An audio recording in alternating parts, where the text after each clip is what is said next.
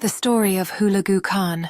In the heart of the 13th century, when the Mongol Empire stretched across Asia, a new leader emerged from the bloodline of Genghis Khan, a man destined to bring both glory and destruction. His name was Hulagu Khan, the grandson of Genghis Khan, and the conqueror who would forever change the history of the Middle East. Early life. Hulagu Khan was born around 1217, the son of Tului, Genghis Khan's youngest son, and Sorghaghtani Beki, a wise and influential woman known for her intelligence and political skill. From a young age, Hulagu was trained in the art of war, leadership, and strategy. He grew up hearing stories of his grandfather's conquests and dreamed of expanding the Mongol Empire even further. His mother played a crucial role in shaping his character. She taught him diplomacy, tolerance, and the importance of loyalty.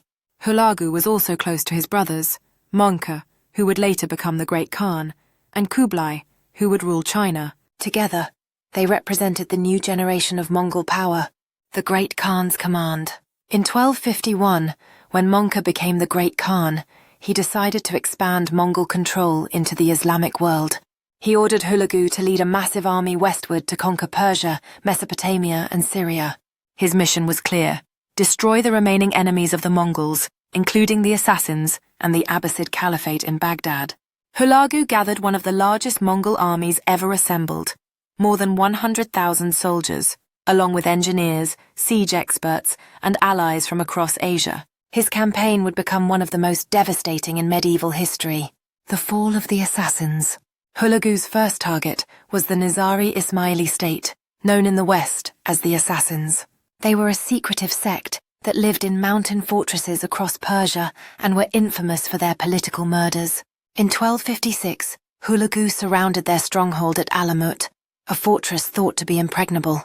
Using advanced siege weapons and psychological warfare, he forced their surrender.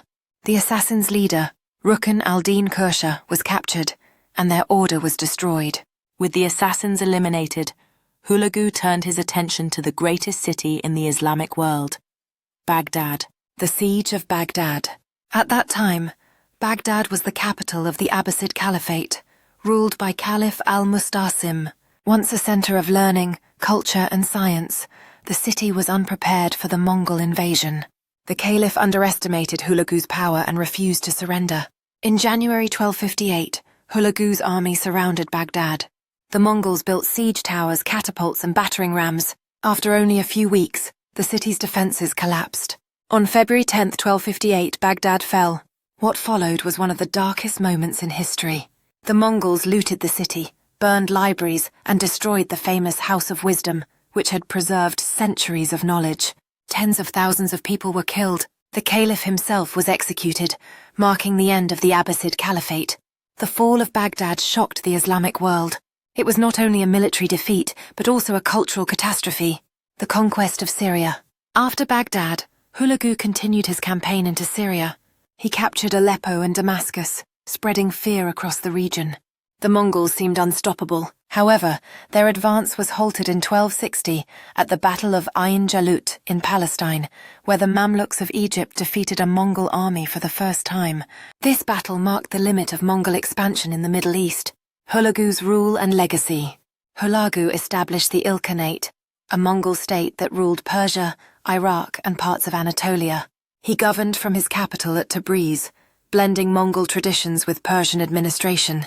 Though known for his brutality in war, Hulagu also supported rebuilding cities, restoring trade, and encouraging cultural exchange. He was tolerant of different religions and married Dokuz Khatun, a Christian princess. Under his rule, Christians, Muslims, and Buddhists coexisted, though tensions remained. Leaving behind a powerful dynasty that lasted for more than a century, his descendants continued to rule Persia and contributed to the cultural and scientific revival of the region. Conclusion. Hulagu Khan's story is one of ambition, conquest, and contradiction. He was both a destroyer and a builder, a man who brought down one of the greatest civilizations of his time, but also laid the foundations for a new era in the Middle East. His campaigns reshaped the Islamic world, ended the Abbasid Caliphate, and marked the beginning of Mongol influence in Persia. Though remembered for the destruction of Baghdad, Hulagu's legacy also includes the creation of a new political order that bridged East and West. In the shadow of his grandfather Genghis Khan, Hulagu carved his own place in history as the conqueror who brought fire to the heart of an empire and forever